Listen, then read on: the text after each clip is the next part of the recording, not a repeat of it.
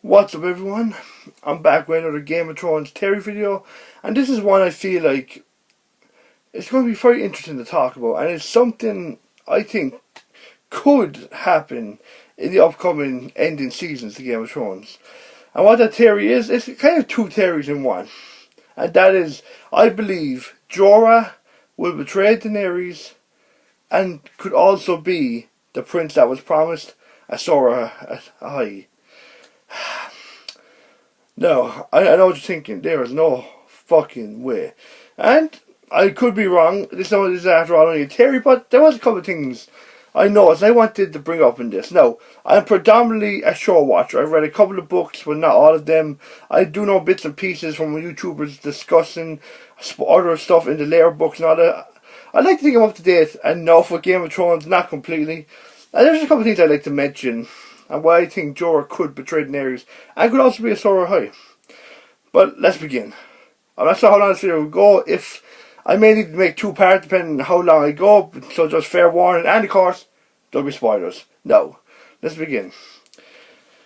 And if I ramble on a bit about certain topics that may not seem relevant at the time, just bear with me because it all does become relevant. Now, let's start. Daenerys. Let's talk about her. Daenerys. We all know her. Mother of Dragons, Breaker of Chains, all that good stuff. The thing with Dany is that the reason I think Jorah is going to betray her is due to her becoming mad. Now let's talk about her becoming mad. First of all, let's just talk about her perception in general. Right, throughout the seasons, I've recently watched all 6 seasons of Game of Thrones in a row, so I can't even watch them all in one go, like one big marathon, so a lot of things like just were crammed together. I got the see the perspective of just quickly going through and how the character developed through the seasons in a quick and faster pace than we're all used to, unfortunately. Anyway, so Dany. She starts off as this innocent girl, compassionate, kind, very nervous, not really strong or independent, and well, basically is pretty much a slave to her brother. And thankfully, as the seasons progress, she becomes more independent, she's much more strong-willed, and she wants things done her way. Here's the thing, though.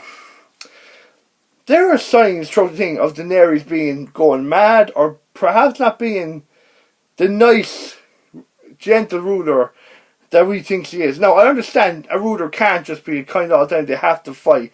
But sometimes when she says stuff, it doesn't sound like what a ruler sounds like. It doesn't sound like someone who would want to help save and run the country and make it better for everyone. I mean, listen to these couple of quotes. I might get these wrong, but to the best of my ability, this is what I can remember them being. For example, she would say, "I will burn their cities to the ground," or they will either live in my new world or bow wherever it is, or they will die in their old one. These are, I understand the thing of context, but still, the tone she says them in, oh, and also, "I will break the wheel."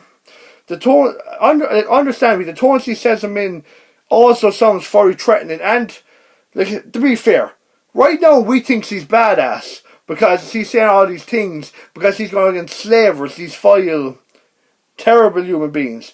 Here's the thing though, what happens when she starts saying these type of things and threatening people who we like, who we know aren't as evil as these slavers, who are actually good people, they just happen to be on the opposing side of her. Like Davos, Jon Snow, Brienne, Tormund, these people who just want peace. And then we have Daenerys coming along. And here's the thing, Daenerys' own people, her own army, look at her as a conqueror. Not all, but most people do see her as a conqueror. We have been forced out of this several times throughout the show. So if her own army and her own people think she's a conqueror, what would you think the people in Westeros will look towards her as? I mean, and it doesn't help that she's bringing, look at her army, right? Look at her army, made up of Greyjoys, who are known for raping and reaving. Yeah, Yara said she'll stop it. Here's one thing though, in that world, right, in the Game of Thrones world, that doesn't mean all the Greyjoys are just going to listen to her. She's not an elected leader, it's just they follow her out of loyalty, because they believe she is the right to the throne of the Ironborn. But will they turn her if she tells them you have to stop the way of life, the way you've known all your lives? As well as that, she's a woman. And in the Game of Thrones world, despite what's happening with the rise of women in rule, a large group of the Ironborn are men, like most of them. And I can't see them taking the Yara seriously despite how like who she is. Like, maybe they'll take orders from her and they respect her greatly, but they'll change their whole way of life. I can't see it happening. I love Yara, but I can't see the Greyjoys stopping the whole way of life. As well as that, you have the Dothraki, who are literally savages. I'm sorry, right? From day one, I love Khal Drogo, he's badass and all that, but from day one, I said to myself, it may be a bad idea bringing the Dothraki over to Westeros because they're savages. Yeah, they'll fight for her, but what then? Are they going to start raping people? Are they going to stop killing, taking what they want? How do they live under Daenerys' rule? Yeah, so people can say, but she'll change them, and she could. But we don't know that. And again, changing their way of life, it might happen. Continuing on, we have the Tyrell and the Martell armies. No, not as bad as the others, and they could live under Daenerys' rule. Here's the thing. Both of them are out for vengeance. Olenna has no one left. She wants revenge on Cersei. She wants her vengeance no matter what.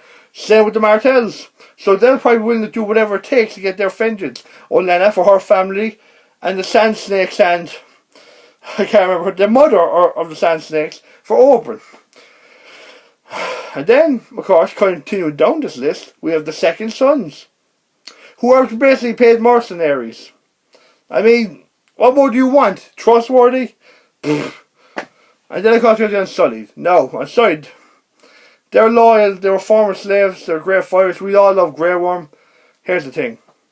If Daenerys ever decided to go mad, the Unsullied do whatever she says. Yeah, you can say Grey Worm is the commander. Daenerys might as well be their god. So, if Daenerys ever decides to say, fuck it, I want to be ruthless as possible, they become a very dangerous enemy as well.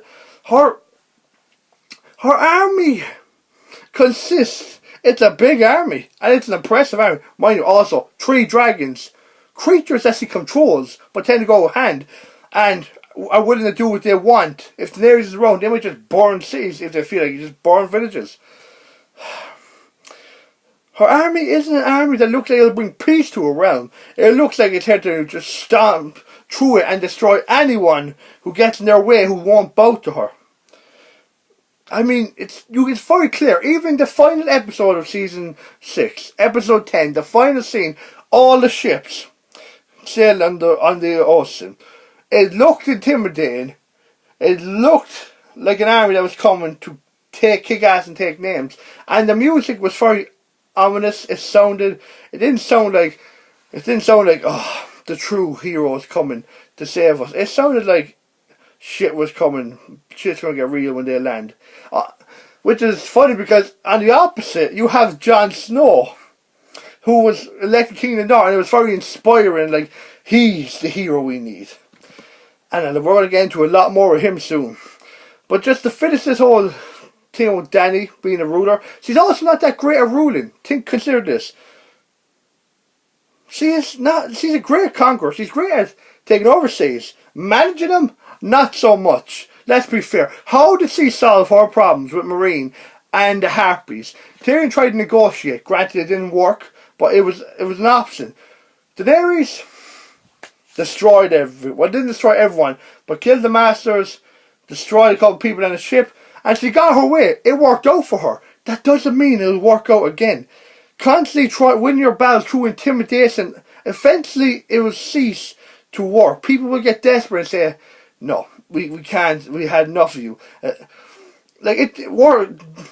Taking over and beating and ruling with intimidation can work for a time, but eventually, shit's gonna have to give. And Daenerys can't. I don't think she's not great at playing, as we said, the game. She's not great at negotiating, at politics like Tyrion is, which is a very good thing. Tyrion's with her, but the thing is, Dany doesn't listen to her counsel, people who with her, for a time. What happens when Dany decides she knows best. That she's going to do what she wants, screw what the council is saying. She knows what's best. All I can say is, God help the people who are on our bad side when that day comes. I know. I mean, Dany's a very intriguing character because she starts off as someone you want to see succeed, but now she's gone to a point where I'm starting to worry that she may become the bad guy in Game of Thrones. And it's very possible. I mean, she does look like a big villain. Yeah, you have the White Walkers coming, but you also have this big force of these, like, not nice people. And so she has Grey Worm, who seems honourable, Missandei, you have Tyrion, Varys, all good. But the thing is, it doesn't matter because it's all about Daenerys. The Mad King used to listen to Tywin. Mad King and Tywin were great friends for years, and when Tywin was handed the king, eventually the king went mad. Well, we don't know if that's because Bran did something to him or he just went mad, but either way, that broke apart. And shit got out of hand. And hence that's what started the end of the Targaryen reign. And that's all I have to say for this first part of the video. This video might actually be in the 3 parts. I'm not sure. This went a lot longer than I expected. I hope you enjoyed this first part, and I will be uploading the other 2 very shortly.